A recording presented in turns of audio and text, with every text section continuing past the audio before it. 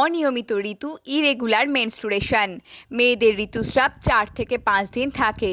এই সময় যোনির মাধ্যমে দেহ থেকে রক্ত নির্গত হয়।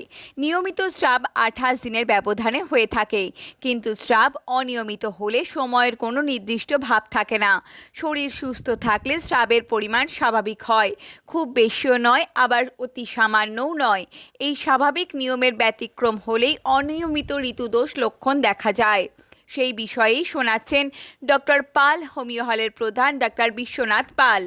অনিয়মিত ঋতুর কারণ: দেহের হরমোনজনিত গোলযোগ বা হরমোনের অভাব, ডিম্বকোষ হতে ঠিকমতো নিঃসরণ না হওয়া, জরায়ু ও ডিম্বকোষের কোনো রোগ থাকলে, দেহের স্বাভাবিক পুষ্টির অভাব দেখা দিলে, দেহের এবং কোনো অঙ্গের পূর্ণ বিকাশের অভাব হলে, দেহে রক্তশূন্যতার ভাব থাকলে, গনোরিয়া, সিফিলিস জাতীয় কোনো কঠিন প্রকৃতির রোগ থাকলে এই সকল ঋতুজনিত অনিয়মিতার সৃষ্টি হয়ে থাকে। হোমিওপ্যাথি চিকিৎসা নিলে অনিয়মিত ঋতু সেরে যায় সারা জীবনের জন্য, কারণ এর পিছনে অবশ্যই কোনো না কোনো কারণ থাকে। হোমিও ঔষধ ওই কারণটাকেই একেবারে রুট লেভেল থেকে নির্মূল করে দেয়, আর তখন অনিয়মিত ঋতু থাকার কোনো প্রশ্নই আসে না।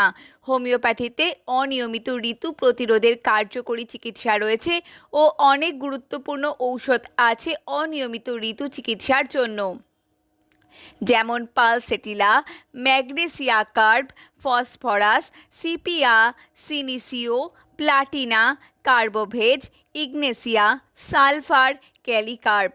লক্ষণভিত্তিক ঔষধ প্রয়োগের মাধ্যমে অনিয়মিত ঋতু স্থায়ীভাবে নিরাময় করা সম্ভব, তবে অবশ্যই একজন রেজিস্টার প্রাপ্ত ও অভিজ্ঞ হোমিও চিকিৎসকের পরামর্শ অনুযায়ী চিকিৎসা গ্রহণ করতে হবে। চিকিৎসক doctor Biswanath Pal, BSc Cal, DHSH Cal, BHMS, Chandola homeopathic medical college and hospital, homeopathic consultant and cosmetologist.